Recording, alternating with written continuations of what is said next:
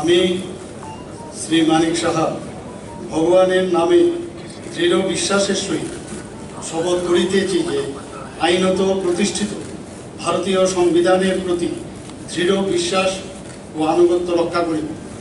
আমি ভারতের সার্বভৌমত্ব ও অখণ্ডতা রক্ষা করিব। আমি ত্রিপুরা রাজ্যের মুখ্যমন্ত্রী হিসাবে আমার কর্তব্য বিশ্বস্তভাবে ও বিবেক পরায়ণতার সহিত সম্পন্ন করিব এবং ভারতীয় সংবিধান অনুযায়ী ভয়, অনুগ্রহ, প্রীতি ও বিদ্বেষমুক্ত থাকিয়া সর্বশ্রেণীর লোকের প্রতি ন্যায় আচরণ করিব।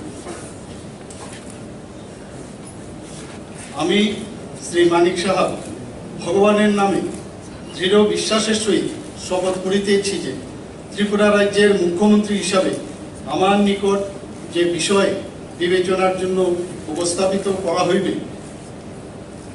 অথবা